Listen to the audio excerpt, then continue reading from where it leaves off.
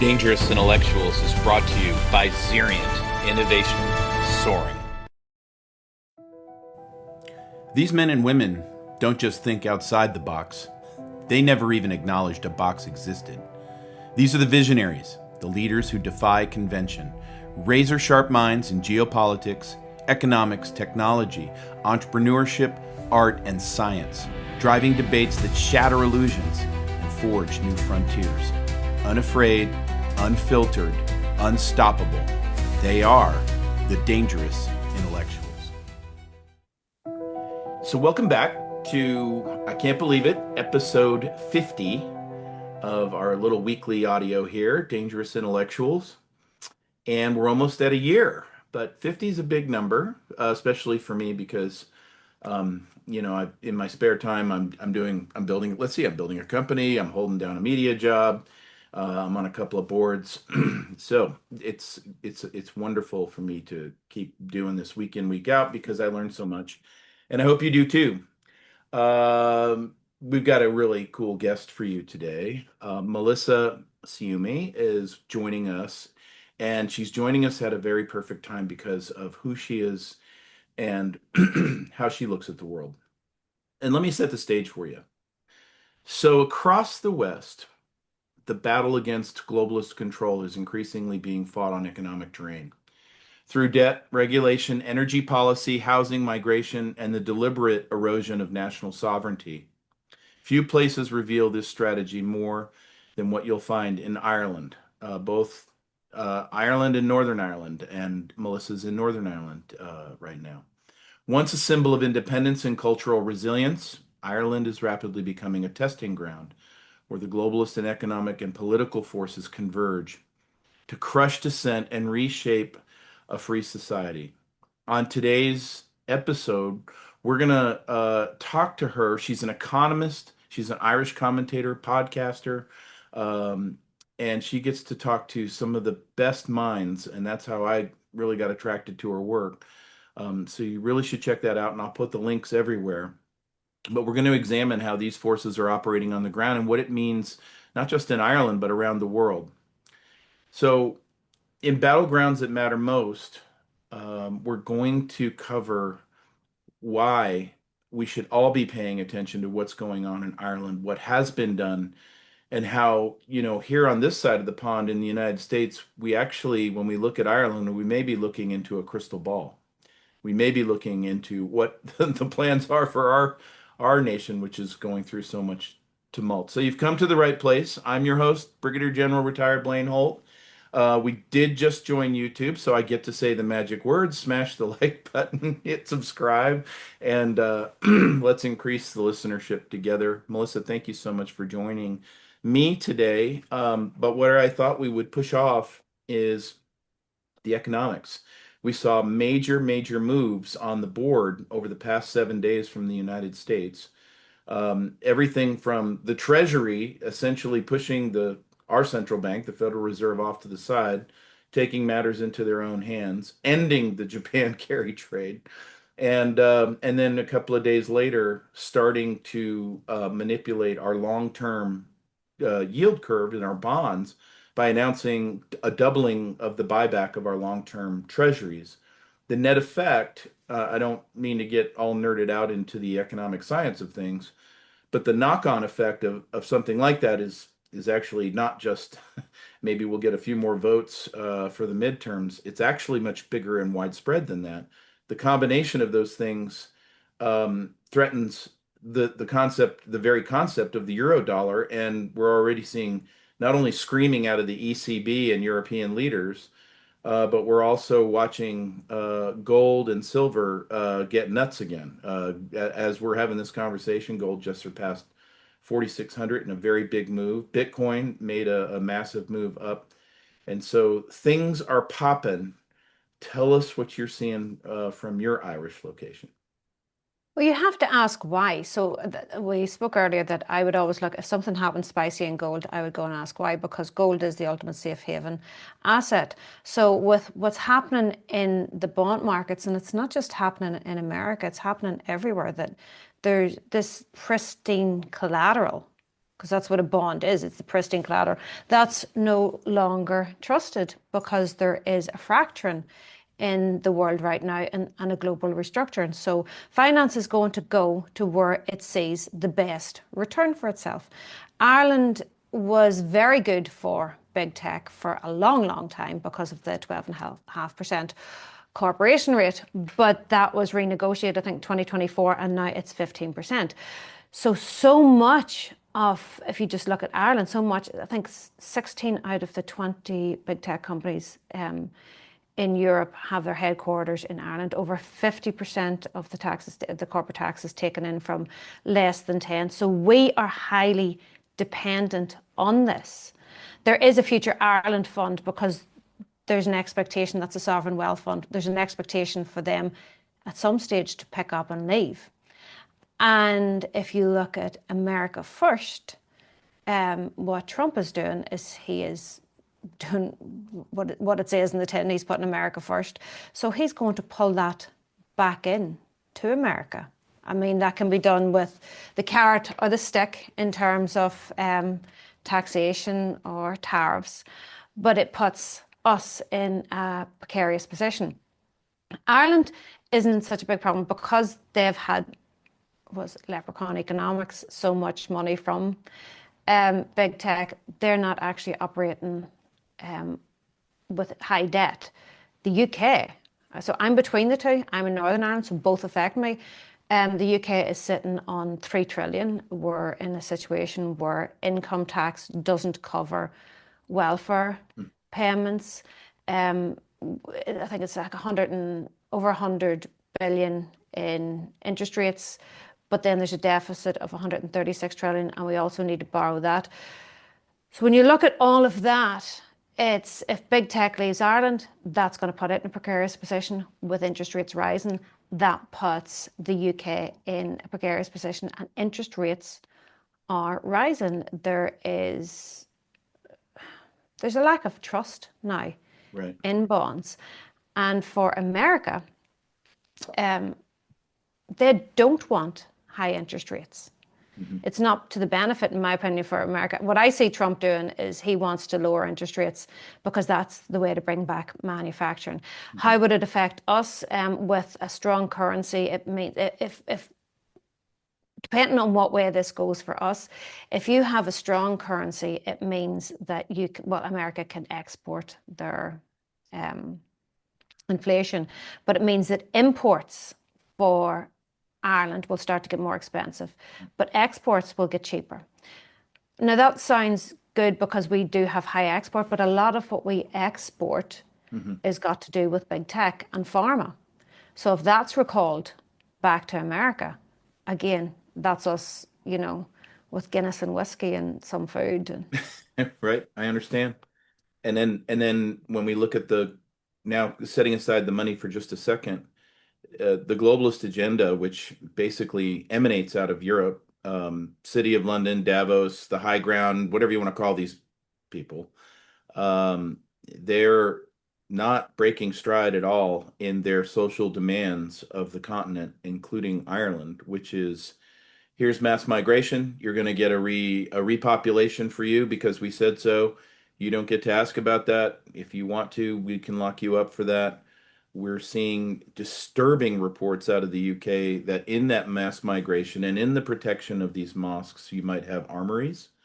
You have farmers. I think you did a piece just recently on Irish farmers now essentially looking at their own economic situation and saying it's just going to be much better for me and my family if I sell the family farm, give up, and pursue something else because they're making farming untenable, and they still worship at the climate altar wantingly, forgetting what the people need. They're not about to break in to the Brent oil fields, no matter what Andy Burnham says to anybody.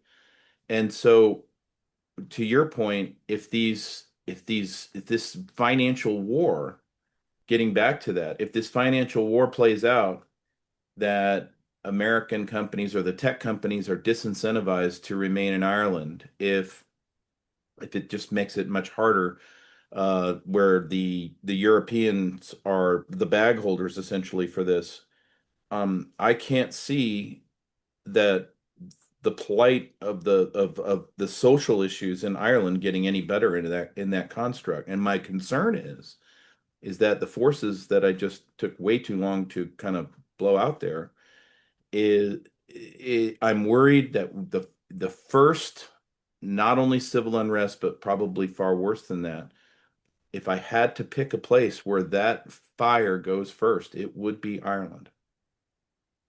I would agree, but I would be specific to the north of Ireland because we are not that far removed from that part of history. I think the reason that it hasn't kicked off here, well, there's two reasons. One, we have actually been quite insulated from the migration. First of all, it's hard to put somebody seeking asylum into what is a barely recovering war zone. Yeah, right. And second, there was the Rwanda deal, even though no planes ever took off.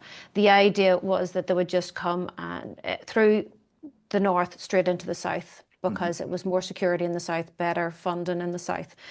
But now with the EU Migration Pact, again, I don't think that there's going to be these hubs or anything, but just the idea of them. About 80 to 90% of first asylum claims are rejected. So now we're really starting to see the influx. And my own town was moved into the City of Sanctuary network to create a Council of Sanctuary. So how are they doing this? Well, we know that they've infiltrated the media. There's an infiltration of the judiciary because all of the climate decisions are being made at the court level. So it's really, you have barristers dictating what's going to happen with the climate, what the price of fuel is going to be.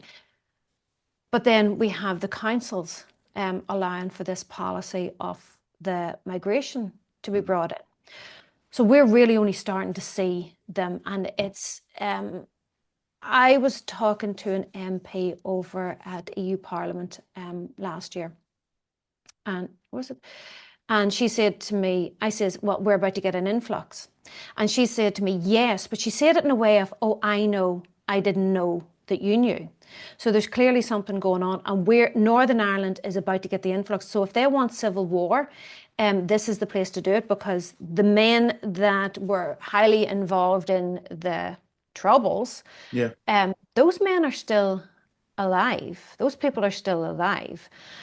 Their passion and heart for a united Ireland has been torn from them because it's a turn away from unionism to EU unionism. This is causing Protestants and Catholics to actually unite. I've seen that. Yes. Who saw that coming? Yeah. Well, this has been happening for about 6 years. I work with a solicitor who's a human rights solicitor. And he said early on with the protests against the lockdowns that was the first time in his life that he had seen Protestants and Catholics united that way. Wow. So we are starting to recognize very much that it was a divide and conquer on our end. There isn't enough migrants in here for us to be pitted against the migrants. So I could see it's already starting to rumble. I don't see anything that you're seeing on the media. Yeah. If you look at the way it's worded, it's very much it's propaganda to try and push the loyalist side of the community against the Republican. So they want them with the idea that we want a united Ireland. They're trying to incite sectarianism again. But it's being laughed at. It's not working. Anything that they try to do is not working. It's actually bringing people closer together. And it'll be interesting to see what happens. The issue here is that we are under high level surveillance. I feel that they're really trying to make a test case of Northern Ireland. I just seen, you were saying about the farmers there. They've created a digital twin for every road work in Northern Ireland. They're planning to go after property next year and go after revalue it for rates, but that also allows you to create an assets register. And if you look at the wording of what they said with the digital twin, it's an assets register. If you go onto the WEF website, you'll see that they want a digital twin for farming as well. Mm-hmm. So they're creating an assets register. So why would they be doing that? Well, if you know that this world, the debt-based system, well, if you want more money, you have to have more debt, but it's a system that was just increasingly financialized. And that's in free fall. You really need to be going after the real assets. Mm-hmm. And that seems to be what they're doing. And it's, for me, what I feel that they're maybe going to be doing here is building us out as our data for sale. That's certainly happening in the UK as well. Mm-hmm. We've seen Palantir move into the NHS. So energy is the economy. We have created energy suicide. I mean, Russia have it to give to us, but we're refusing it. There's no we don't have the infrastructure for any. We don't have the weather for the solar, for the wind. A little bit for the wind, but it's not sufficient, and it only works at certain times. And now what's happening with LNG, America first again, where there was the assumption that we're allies, that you'll give it to us. Asia's banned it all up. Right. Right. So we're increasingly vulnerable Mm-hmm. against, well, particularly this winter. It's not so much that it's not that there's going to be no energy. It's just going to be very expensive, and it's sometimes hard to get. Yeah. And people need to be prepared for that. And we need to be careful that we're not being moved into this position, because when you're in that position, it's very easy. I do auctions, and I have I got a little book from the auction about rations, Mm-hmm. for fuel rations. And that can certainly push them into the digital ID, getting people to accept the digital ID, which they're already very accepting of, to be honest. People are using the digital ID. So that allows us then to be tendered out into the world as data points. Sure. And there's no access unless you go get it eventually. Yes. We will debank you. We will cancel you. We will dox you. I guess the concern I have right now is that it doesn't really matter to the globalists anything that is done out of the United States policy, or anything that happens in the war down with Ukraine and Russia, anything that happens anywhere. They are absolutely at war with everyone on the European continent, whether it's UK, the EU, it doesn't matter. They are driving at breakneck speed to try to get to their fantasy Orwellian goals of 2030. And it's come hell or high water, we're going to do this. And so the sense you have of the people, do they understand that this isn't just negligence and a bunch of idiot politicians who don't know how to create effective policy to run things? Do they understand that they're doing just exactly what they said they would do at the World Economic Forum, and they're tokenizing everybody? And go ahead. I don't know, that's entirely not. I think that is part of it. I do think that these people are incompetent. I don't think that they're taking their orders from above. Well, that's it. They're script readers. You're absolutely correct. Andy Burnham is not a giant head. He is a script reader. Yes. And Khan, the mayor of London, he's no mental giant. They're Starmer, script reader. And that's what Sinn Féin is top-down authority. Yeah. So we have allowed this infiltration of top-down authority. So in Northern Ireland, we have the DUP, which would be the Protestant side of the community, and more Catholics are aligning with their policies, because they would be against what's happening. But then you have the SDLP, the Green Party, Sinn Féin, Alliance, all banding together to really push this agenda to their own detriment. They signed a Climate Change Act, and then they spent millions on a road, and they were taken to court where there's no tarmac down. They can't do anything. So they couldn't have understood what they were doing other than just sign it down. And I saw that with I campaigned against the health bill. The health bill was absolutely nothing got to do with health. It was pushing authority more into the magistrates' courts. Right. That decisions could be made in the magistrates' courts without you even being present for the decision, that they could go into your house. It allowed the lockdown scenario, it was legislating the lockdown scenario. And people didn't pick up on it because they push out these consultations and people didn't pick up on it. But very few, even councillors or MLAs in Northern Ireland, spoke out against it. So I don't think at this stage, because everybody's talking about it, that they could be completely immune to it. They're certainly acting as if they never need to be voted in again, which makes me think that Stormont will not exist. Maybe it'll run another election next year, but I don't think it'll exist beyond that.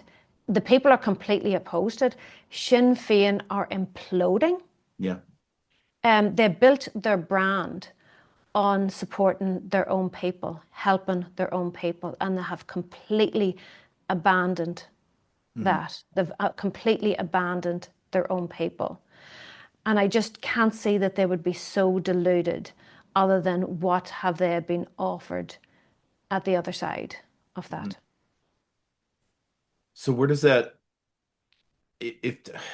how long do you think the people have to actually get to the wake-up state and push back? Or is, maybe a better question for you is, in Northern Ireland, is there still widespread confidence in the ballot box that all the elections are above board, nothing's cooked, everything is, that what they're voting for is what they're voting for? Is there still a sense of that, or is there suspicion that's brewing, or that folks are marinating in? I would say the majority of people will not vote next year, and that's exactly playing into their hands. Yes, They it is. want you not to vote Right. because, well, I mean, even in the broader terms, if you don't vote, it's easier to manipulate votes, for starters. But they want you not to vote. And honestly, there is no alternative to vote for, because you still are going to get that thing within Catholics that they will not vote Yeah. the DUP. So that's ingrained into our my generation. But it's certainly not for the next. But I think that people need to feel the pain, and I don't think they have felt the pain yet, because there hasn't really been noticeable austerity. So we have, like, 1 in 5 people in Northern Ireland are on disability benefit. We're very dependent. There was a payout of, I suppose, the Good Friday Agreement that we got. But disability benefit is a payout for that. But they don't seem to notice that their benefits have been cut by, let's say, conservatively 30%. Right. Because if you're getting the same money, and it's the same thing with pensions, it's the same thing with income, but incomes are starting to rise. There was a little bit of an increase in minimum wage. But people don't notice that, because if you get that amount of money and you still have that amount of money, you don't really understand that your benefits have been cut. Yeah.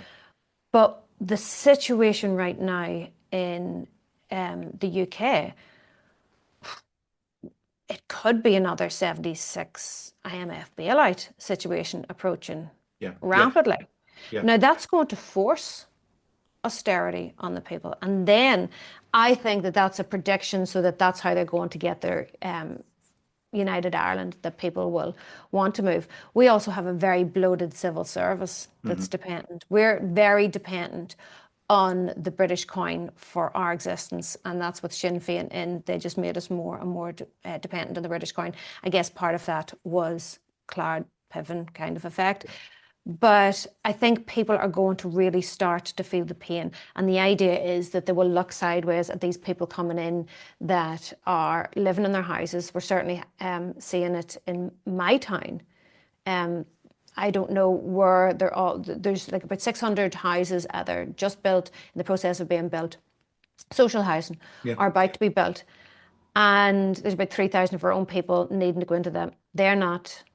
They're being cast aside. It's a completely fair system, the points system, but it would be weighted to somebody who was more homeless than homeless. So it's being pushed upon them. So when you combine that, the people are just not happy about it, because we've had a vantage point. If we have seen what's happening in Sweden, in France, in the UK, in Ireland, we've seen the violence, the sexual assaults. We've seen everything. And very soon, like there was a 10-year-old girl raped in Dublin.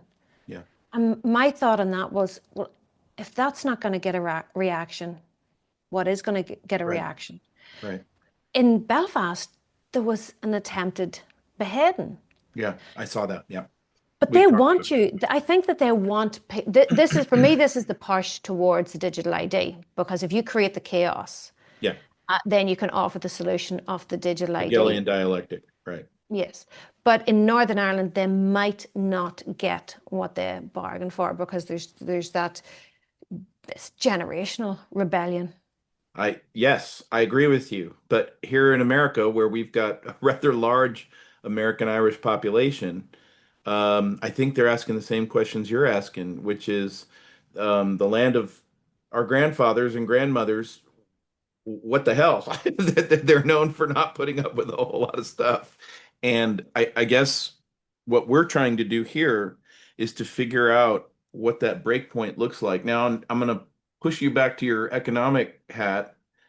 What if the forces that we see on a macroeconomic level with the policies that we're taking up here, with some of the post 2008 global financial crisis bad behavior that we baked into the cake. So right now, we're on the mother of all bubbles called private credit, which is linked to the other bubble called the AI bubble. And if I take everything you've just said and I overlay something that's a global financial crisis of 2008 proportions or far worse.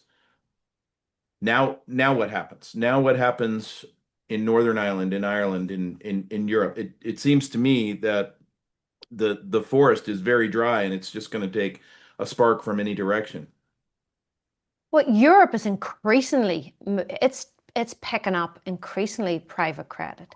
Hmm. And what I explained was the benefit system, but private credit is your insurance and your pensions. The So what golden happens when egg. those people, that's what I'm saying, when people start to feel the pain in their pocket, they are Yeah. going to get angry.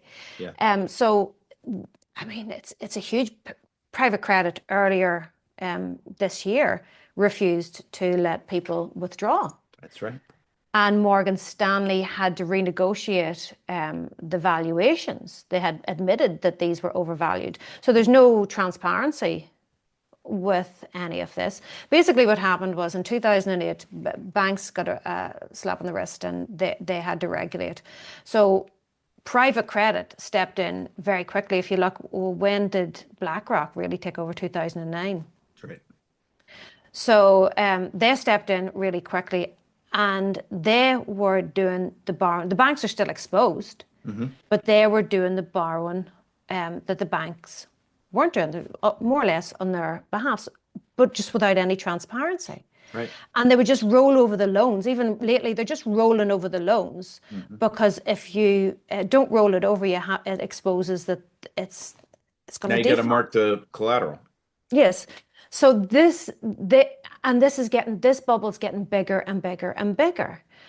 And that was based on software.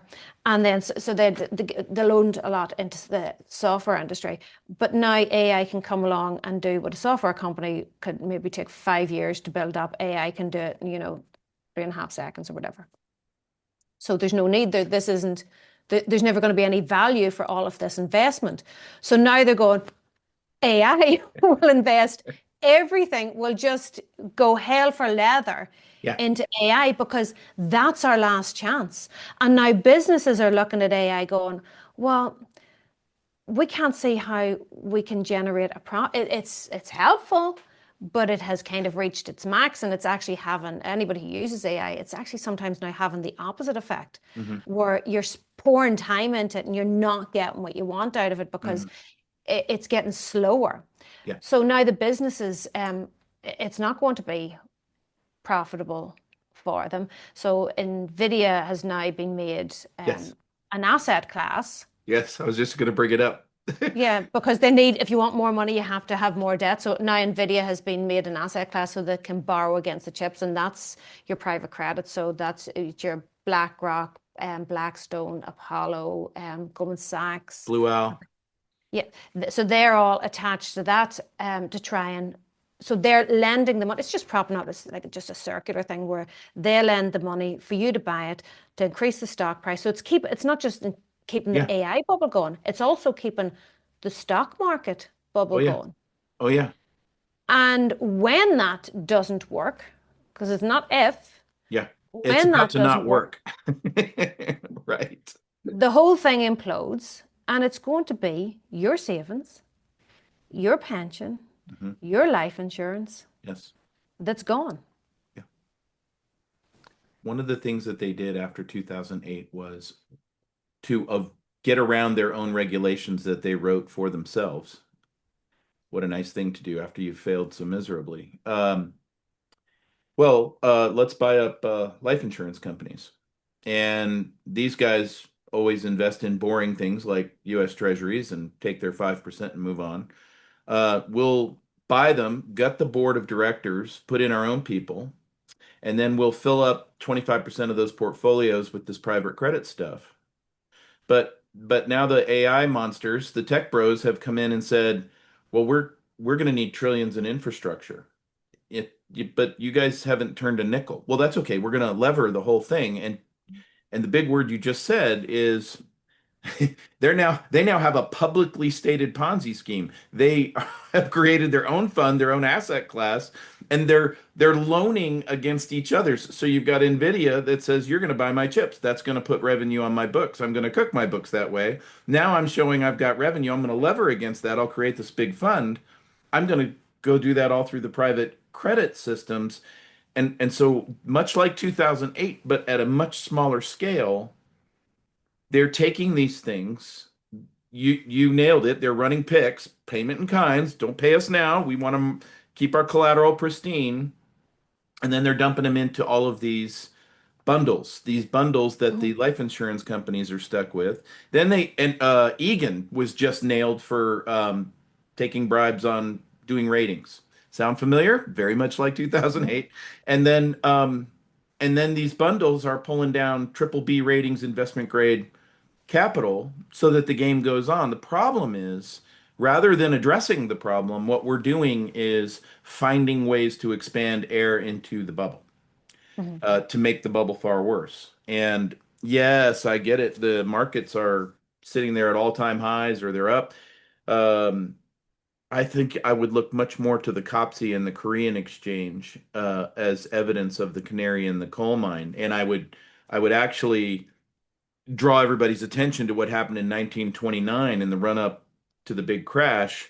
They were all celebrating with champagne in the weeks that led up to that. And people weren't really looking under the hood as to what all the lies were. And all of it comes down to lies. And so what does that do in a continent where the LBMA is gone? Apparently paper metal doesn't satisfy anybody anymore, and the Chinese have said, well, we're only going to deal in physical now.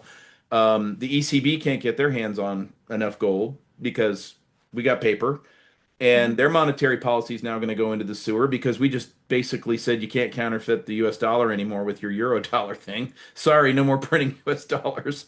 It seems to me that all these forces are on top of them at a time when they're insisting on this George Orwell 1984 fantasy coming to fruition. And the bad guys that they've introduced are coming to a town near you, and we'll take care of them over you in this state. So, what I'm trying to figure out, because I think Europe is definitely the most vulnerable in this environment, is how can Europeans protect themselves? How can folks in the continent, how can folks in the UK? You can't vote your way out of this. I had a talk with an Irish senator 2 years ago, and she asked for my military and economic analysis of things, and I said, you don't want to know what I think because it's not going to be very heartening. I don't see you guys voting your way out of this. I I I think you're at the time where you're going to have to ask your government to remove itself, and that's your last peaceful effort. But here we are. So financial bubble goes pop. Melissa, then what happens? Well, then this is going to happen on a global scale. Hmm. So the reset has to happen. Right. We know this. This is going off a cliff, and there's nothing. It's like a juggernaut going off a cliff, Yeah. and there's nothing that we can do to stop it. So we are going to need people to move in. That's what I think, that we need people. It's happening without any friction, but I think that the whole thing, you're keeping on putting layers and layers and layers of legislation, Yeah. and there's been nobody in there to stop it. But at this stage, it's going to be minimal what you can stop. But we need good people Hmm. to move into this. We need to operate back as a society. We need to look at what we're offering instead of just um, of taking in intellectual property and giving them a good corporate rate, not actually producing anything. I think that's the American models now. There's a global recognition that China makes everything. Hmm. And that's a bit of a problem. I can Yeah. understand that that's what Clinton let them into the World Trade Organization, that you could export your inflation and imports became cheap. But it, it caused atrophy Hmm. in America. And there's atrophy in Ireland. Where I live right now, there used to be like 8 factories, Hmm. and they're all gone. But the factories are slowly coming back, and you're starting to see it happen. Good. But the problem is that people won't work in them because they're used to this standard of living. Hmm. So while everybody's talking about it's not illegal immigration if they're asylums, whatever, Yeah. the undesirables, Sure. because it does feel like they just emptied mental asylums and prisons, and did a Castro and dumped them here. But beneath that layer, there's an awful lot of Filipinos and Indians that are coming in here. And so why are they here? Well, Hmm. because a doctor in India makes like between 400 and 1,200 pounds. And that wouldn't even be, £1,200 wouldn't be us working on minimum wage for a Right. month, right? Right. So they're coming here because they are used to a much lower standard of living. Hmm. So if we're here for our standard of living and they're a lot lower, how do Hmm. you get to meet in the middle? Well, they're going to be willing to do the jobs Yeah. that other people aren't willing to do, and they're going to get industry. But to me, that feels like they've given up on our own people. And Yeah. the Irish were very much known for their work ethic. Right. So they went round the world everywhere with an excellent work ethic. Kind of like the Eastern Europeans, a lot of them came to Ireland, but there was never any issue with them because they had an excellent work ethic Right. and they very much integrated. Yeah. But so why have we given up? So we're giving people benefits that would it doesn't pay them to work. We've completely given up on them, and now we're replacing them. I just think have some faith Hmm. in the Irish people, and we are known to be resilient, Right. and we're known to get our hands dirty and get the work done. But it seems that they've just completely given up on them. The solution is to replace them, because they don't think that when all of this comes to fruition and it's all recognized, and there's austerity and welfare, there is the pension pot that's gone, your life insurance, that when all of that's gone, Hmm. um, it'll allow people to actually do something. I remember listening to a guy one time, it was after tsunami, and obviously absolute chaos, everything they owned completely wiped out, the worst case scenario. Yeah. But he says, and when they were sitting there, within a couple of days, you were starting to talk to your neighbour again. You weren't just, I have to go, I have to do this, I'm busy, busy, busy, busy, busy. Exactly. And the Celtic Tiger took that away from Ireland. Hmm. We used to be great crack. Hmm. And now we're all so important Right. because we all have our portfolios and we're all very, and it doesn't suit us. Yeah. So I think that when that happens, then you start to look and go, okay, what do we do with this? But for me, it's trying to catch a falling knife, trying to talk to anybody now. You just have to let it hit the floor Got it. and then build from there. I think you're so And right. But that would indicate that you're optimistic about a rebirth of Irish culture. well, you have to have faith. Yeah. Yeah. I look, I'm like my friend Mark Atwood. I'm an apocalyptimist. Mm, I think we are going to be yeah. just fine, but with copious amounts of pain on the other side. But one of Yes. the things that you just said that I think is so important, I've heard it from others, is when these things blow apart, the good byproduct of that is we start to look left and right outside our doors. Hmm. So many people, and it's not just in Europe, it's so many people now are in this screen hyper technology world where you don't even know who's living on your street anymore. You don't even know who the kids are playing with. You don't have an association to the people. And actually there's a manipulation there too, because since Tom Friedman came out with his The World is Flat book and we're all supposed to now be globalized, they didn't want you having relationships with your neighbors. They didn't want you to see strength and goodness in your community. And what does that also do? That strips away the agricultural effect, and people Hmm. actually start to believe that asparagus comes from a grocery store. And we're all about to find out that that's not true either. Yep. So, so I think when you bust it all down, and this is where I've always believed revolutions come from, is when you've got nothing to lose.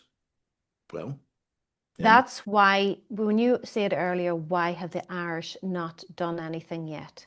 mhm. It's because we never really had money. Yeah. And that Oh, was good our point. Yep. advantage. That was our advantage. Yep. But that has been taken from us and we've been given money. And like I say, it doesn't suit us. And we need to go back to who we are. I love that. That's really, and we're going to find that out here. Hmm. We're going to find that out here. I'm in the company that I'm building. We'll be doing some manufacturing. We'll be needing mills and that type of thing. But I guess one of the blessings that we haven't been ready to come out on stage and launch yet is as I watch the private credit enmeshed with these data centers just explode, then a lot of these assets are going to be available for pennies on the dollar. They will be forced to sell that collateral. And then little companies like mine, we if we keep our powder dry, we can go get a mill or two and find some really good folks of any background to go work in those. Um, because I think things do rebirth. And this is getting me to a really big point that I'd love to get your thoughts on, which is I think the thing about the globalists, no matter how you size them up, how you, whether it's spiritually or whether it's financially or whatever prism you put over the top of those who breathe the rarefied air, I think consistently in my experience with them, in meeting them, a lot of them, um, they underestimate the human spirit. Their arrogance does not allow them to see through the fact that people generally, no matter where you come from, are resilient. They want the best for their kids, and they're willing to fight to get that eventually. They have to understand their environment that they're in. And for 50 to 60 years, man, the intelligence services have gotten really good at bamboozling everybody. But but I think ultimately where they fail is that people will go down to the lowest level and connect on a community to community basis and redo the whole thing. I would agree. I think that these people, they have no sense of community. I don't think that they really even have a sense of family because once you go up into the higher echelons, there's nannies brought in to look after them. They're sent off to boarding schools. So, I mean, in that environment, you're going to breed a sociopath, even if you weren't genetically born a psychopath. Hmm. So then there's that, it's that disconnect because the most important thing is your wealth and who you marry into, and it's all about growing and generational wealth. So there's no sense of community. So that's the part that they don't have an understanding of. If we try to be like them in order to win, well, then we lose because we're going to have to be worse than them in order to win against them. So then they win anyway because it's just more like them. Right. So that's where we need to take what our power is, and that is that we have I love my family, Hmm. my children. I'm doing this for my children because I was brought up with freedom and I want the same for them. I love that I'm fifth generation in the village. I'm fifth generation in this house, Mhm.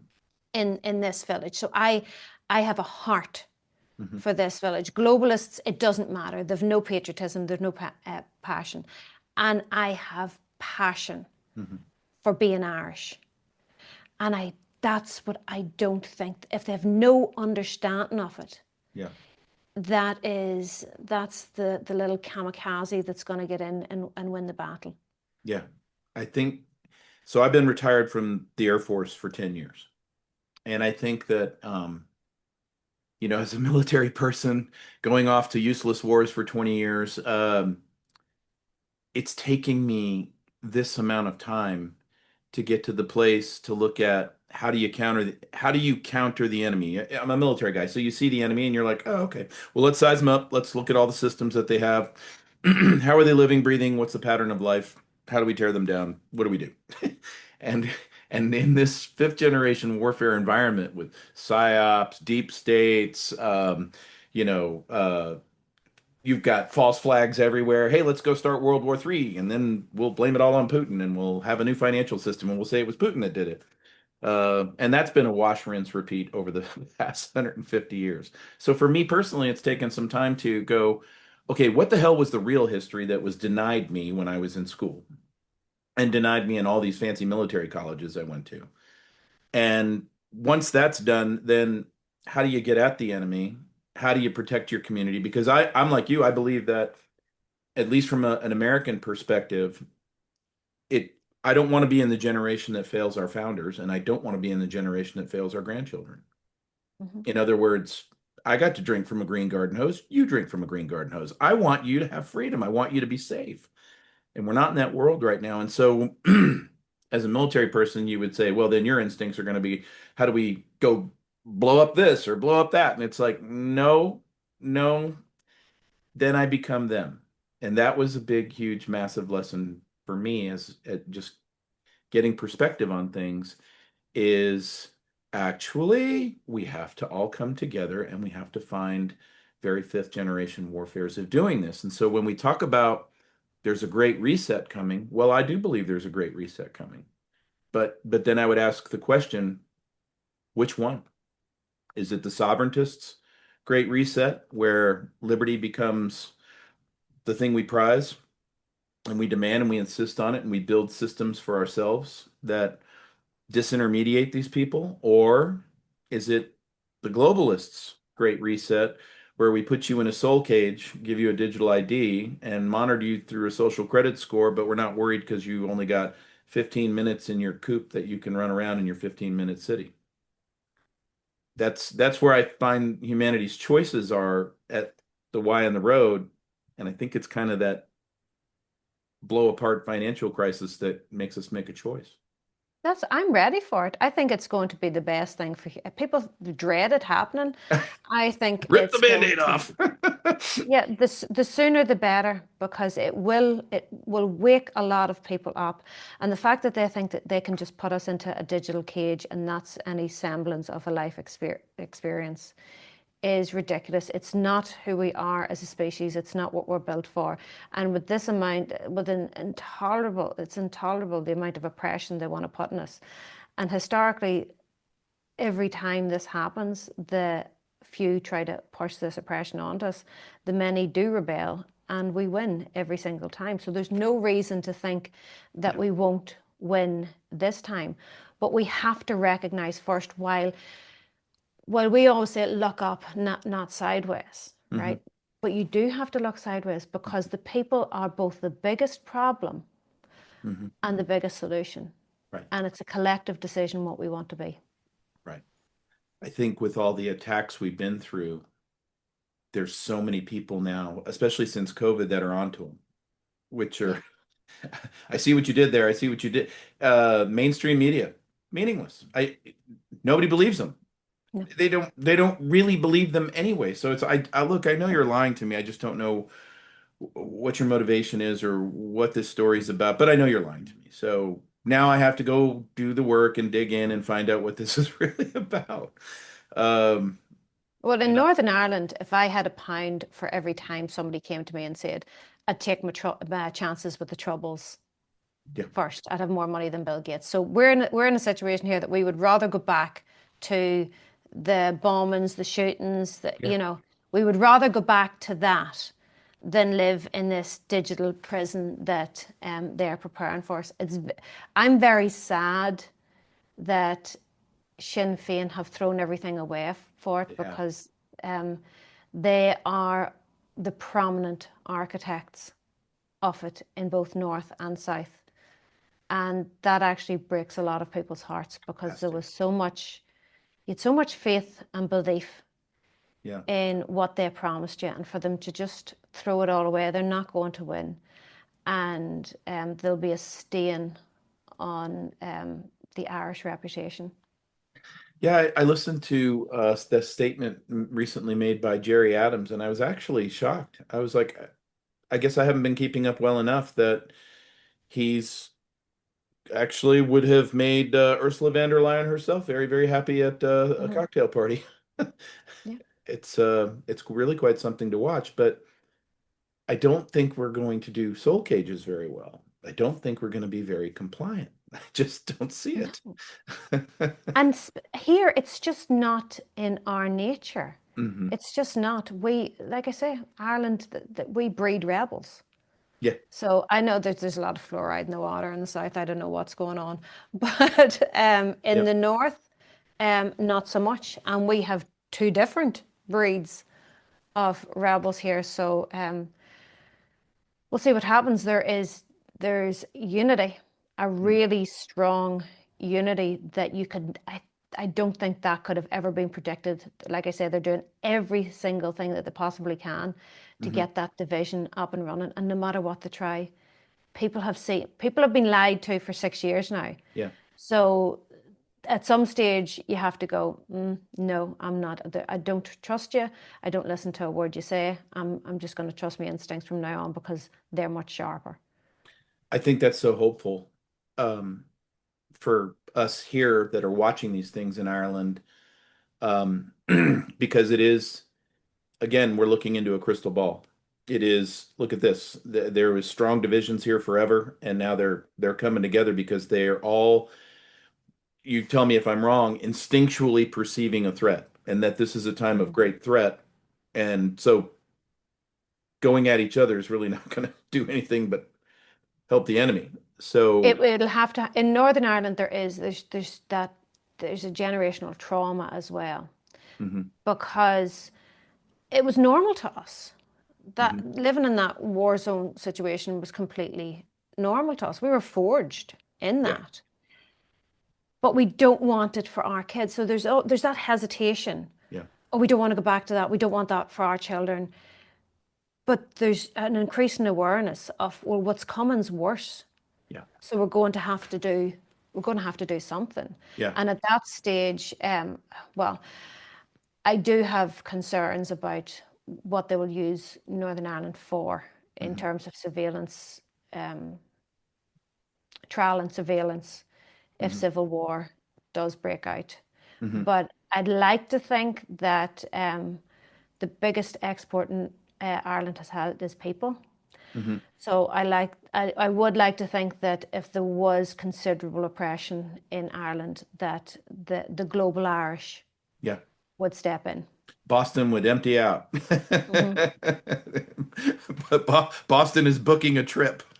Well, this is it. You realize how Irish you are. Like I lived in Boston for a while, Hmm. and songs that you wouldn't have really necessarily, um, they wouldn't have affected you that much. When you go to a different country, Hmm. you actually realize, that passion Sure. that you have for your uh, own country. So yeah, well, we're everywhere. We're in Australia, New Zealand, everywhere. Oh, Go I to know. find me somewhere. I was at EU Parliament, and what bar do you go to? You go to the Irish bar. I know. I was about to bring it up. Hmm. I've been an airlift pilot. I've been to 135 countries, and me and the crew, we would always be like, "Okay, okay, we're in Zambia. Where's the Irish pub?" And Yeah. we would find it. But what you would also find is really great Irish hospitality. a smile, a great conversation, maybe even an argument. And Mhm. and it would always be fun. But I mean, gosh, I've been to an Irish pub in maybe 50 countries. And what I have also noted is that the passion that you're describing that comes through in your words, it's shared by everyone. It's shared by all of them. And your country's history is quite unique. And to your earlier point, how the early United States in the 1800s, how much of that eastern seaboard is built out by the Irish? Mhm. Quite a bit, quite a bit. So that's when we start to look at these cultures, and it's no mystery to me that they're actually aiming their guns at the best of Western civilization. And that when they size them up, why do I find that Northern Ireland, why do I find that that's in the crosshairs for the globalists and the lead effort on what they have in store? It's because I would say they have grave concerns about the Irish period just based on your history and culture. Well, it's patriotism. If you want a one world government, if that's your ultimate goal, you Hmm. can't have strong patriotic nations. Right. And this, for me, might be biased, but the strongest patriotic nation is Ireland. Hmm. The Irish are known for their patriotism. Yeah. And we see what's happening where, they're using the word citizenship, which I find an offensive word Yeah. because I'm not a citizen. I'm a nationalist. I have inherited Right. my right to be Irish. You cannot get that from a piece of paper. Right. And they're angering people by keeping on saying, well, they're citizen too. And you're like, but that's not, Yeah. they're being ridiculous. And people are getting angrier and angrier. But like I say, you remove the money from them. Yeah.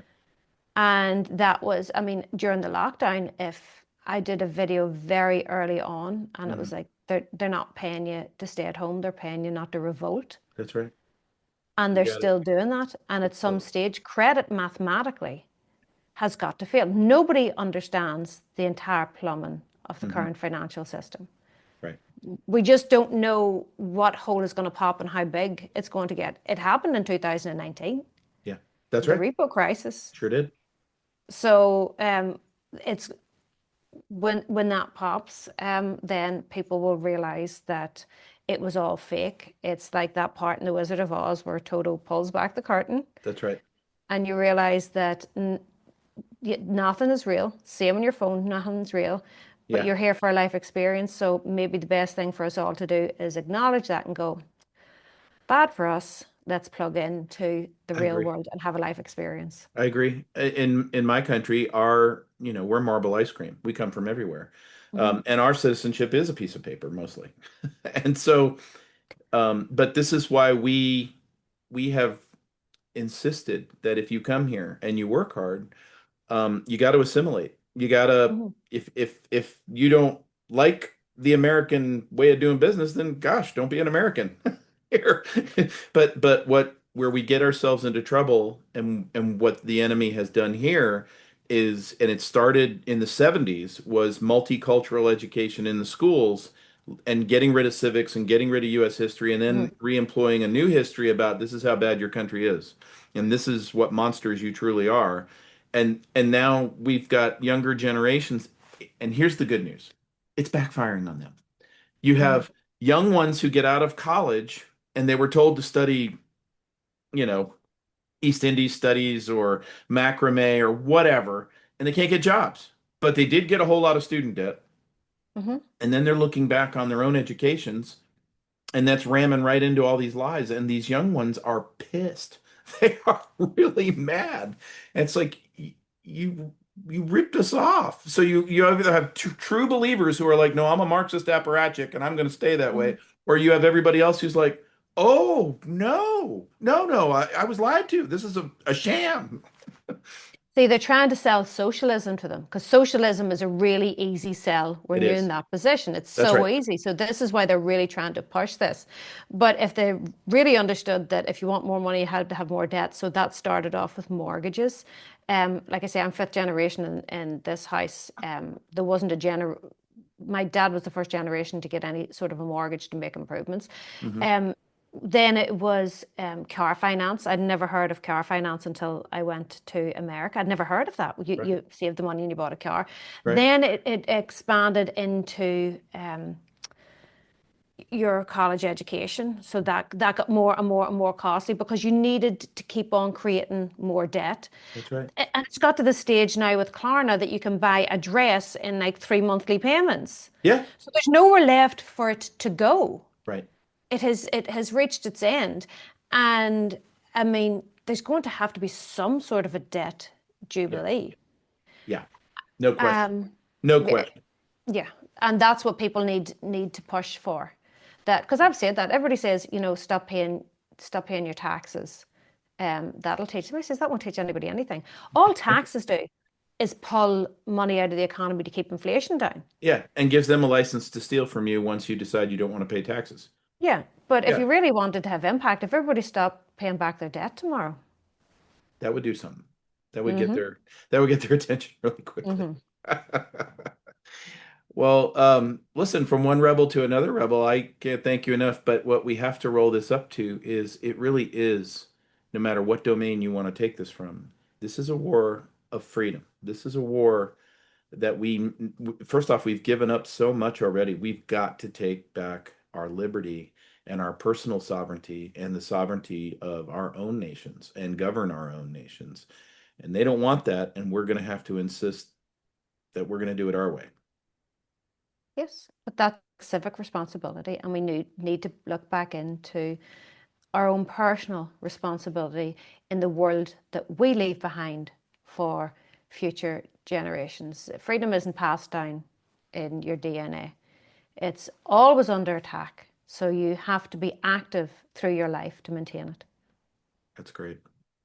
Well, I hope you'll come back, and I've really enjoyed our discussion. I will have all the links on how to track your work, but and if you come stateside, wherever you're speaking, I want to get as many people there to listen as humanly possible because I think you deeply understand this war, and I also love how much you love your country, and that's just awesome. So thank you so much for joining me today.